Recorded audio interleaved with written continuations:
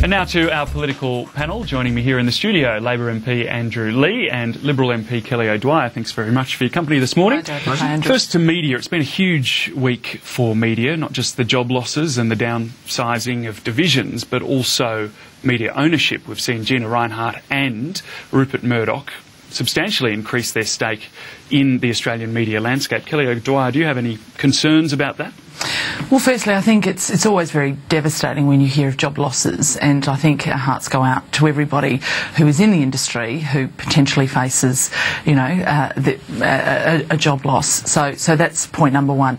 Point number two, obviously there needs to be, competition within the industry. The ACCC will look at all of the proposals that are taken before it to ensure that there is strong competition within the industry. I think it's very interesting that we've got Senator Conroy on the one hand saying that there's nothing wrong with Rupert Murdoch's bid, but on the other hand, he attacks Gina Rinehart. I find that a very curious position for him to take as the Communications Minister. I think that we do have a very diverse media pool. I think we've got strong journalistic ethics. I think that our industry is actually very good, and I certainly don't think that there is any need for a new super regulator, nor a need for a new inquiry, British style, here in Australia. We certainly don't face the same challenges that they do overseas, and I think it would simply be the government on a witch hunt. What is the difference, Andrew Leigh, between Gina Rinehart's increase of her stake in Fairfax and Rupert Murdoch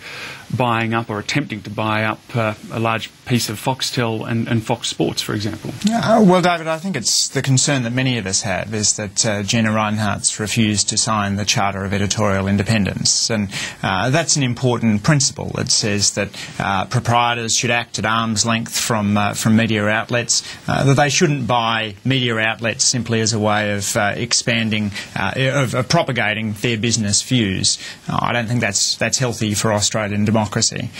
We're seeing pretty seismic shifts. If you go back to the 70s, there were more daily newspapers sold than there were TVs in houses. Now we've got 3 TVs for every daily newspaper sold, and the newspaper sales are steadily dropping. I see that in my own electorate here in the ACT, because I've got so many journalists, particularly in the press gallery, living and working in Canberra, and so I'm acutely aware of the impact on them and their families of not just the shakedown in Fairfax, but also News Limited as well.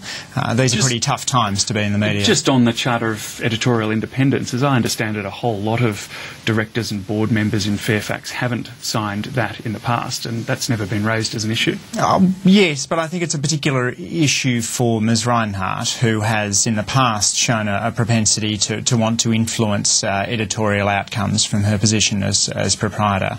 I think that's something that would be bad for Australian democracy. I don't think anyone wants to see The Age, the Sydney Morning Herald, the Financial Review turned into the Mining Magnates Weekly. I'm quite concerned that we make sure that proprietors stay at arm's length. They should be interested in maximising the revenue of the outlet, but not in using it to push their personal political barrows. Okay. Well, I just think it's an incredible assertion that's being made here. It's an incredible attack on one of the most successful women in Australia, and the fact is there is no evidence on which to base these assertions. The Greens like to talk about the fact that there was a hate media, and I think that there is a real collective hatred that is being directed towards Gina Rinehart, and I quite frankly am really stunned by it. We should actually be celebrating achievement in Australia. She is one of our most successful Australians who's built up a company that has employed thousands of Australians, and yet there seems to be this very perverse attitude directed very specifically, very personally towards her, and I simply don't understand it. Why shouldn't she just sign the Charter and put it to rest? Well, look, I mean, I don't know the ins and outs of it, and it's obviously a matter for her. But clearly there are some changes that need to be made. I mean, this has been admitted by Fairfax itself, that said that they're going to go through some quite significant changes. Now, as a significant shareholder, she no doubt has a view on that, and she has every right to express her view.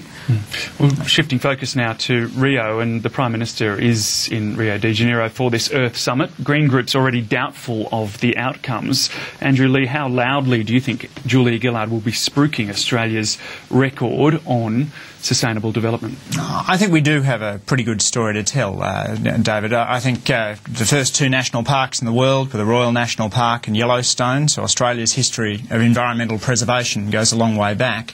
And then on top of that, last week Minister Burke announced a draft declaration of marine parks, setting aside parts of the ocean for preservation, because nobody argues that the oceans have gotten cleaner over the last couple of generations. We know that there are important parts of the oceans that need to be preserved, just as there are parts of the land that need to be preserved. Is there a danger, though, that she'll be accused of lecturing some of the other countries? That were some of the accusations or claims that came out of the G20? They were, and I thought they were pretty extraordinary, actually, David. I mean, Australia's economy is undoubtedly one of the best performing in the world, and when the Coalition say that we shouldn't go overseas and talk about the strength of the Australian economy, I find that amazing. Is there any problem, Kelly O'Dwyer, with talking up Australia's record overseas? Well, all we simply pointed out was the fact that the Prime Minister, when she was overseas, demonstrated incredible hubris and arrogance when talking about Australia, and she was very much lecturing the Europeans. No doubt she's going to go over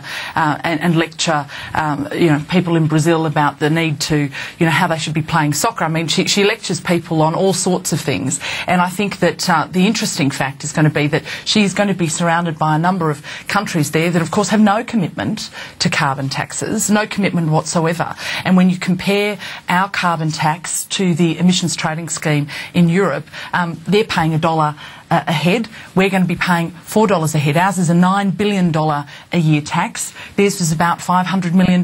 There is no real comparison whatsoever.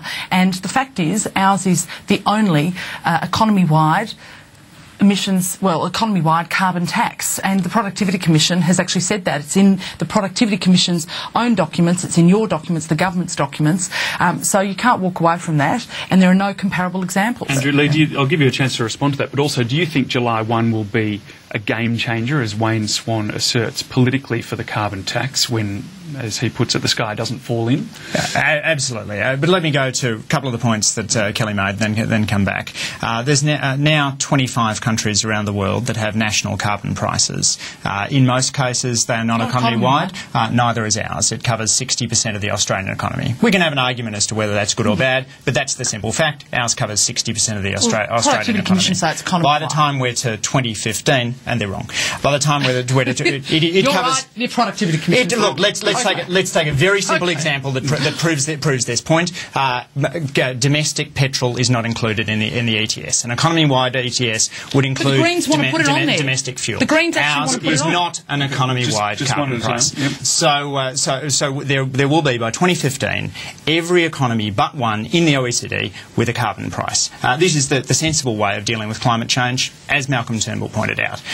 Coming to what's going on in Europe, I think there is an issue there, particularly surrounding the role that the Germans are playing at the moment. I'd like to see the Germans playing a more constructive role, particularly around things such as the timing of the Greek repayment, recapitalising of Spanish banks, consideration of Eurobonds, I think, ought to be on the table. There's a nice editorial in the New York Times the other day which talks about some of these steps, and I think that's important. On July 1, we will see that the claims that Mr Abbott has been making around the country have been proven false. As best I can tell, Whyalla is not within a couple of weeks of being wiped off the map. Australians are not about to have their eyebrows fall from their faces. But do you think politically it'll be able to turn around? Do you think this tax can be, if not popular, at least accepted?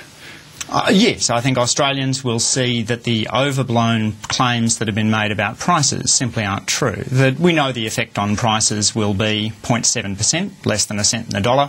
That's not just Treasury modelling. Reserve Bank has backed those figures in as well. So this will have a moderate. Kelly O'Dwyer, a lot to respond there. I'll give you a chance. And yet, let's just pick up the 0.7%, of course, because we've seen multiple examples already of how that's simply not going to be the case. The Hume Council said that they are actually going to be be putting up their rates by more than 0.7. They're actually doubling that in their plans. They say it's due to the carbon tax. So there is one example, and yet there have been multiple examples of how prices are going to go up. But it's the compounding effect, and that's going to be the real killer. It's the compounding effect, of course, of the electricity prices as they go up, and the impact that it will ultimately have on the consumer at the end of the day.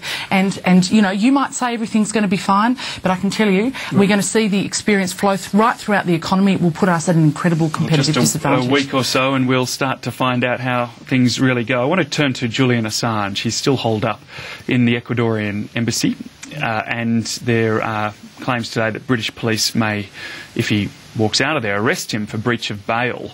He says he's been abandoned by the Australian government. First to you, Kelly O'Dwyer, what do you think? Well, I think that's rubbish. I really do. You know, I think that this is a complete stunt by Julian Assange, and I think I agree with the government that the government has actually done an awful lot for Julian Assange, just as they would for any other citizen. But they're not there to run his case for him. That's for him to do. And when there is a lot of talk about how, you know, he's facing these supposed sort of political charges in the US, that's not what we're talking about.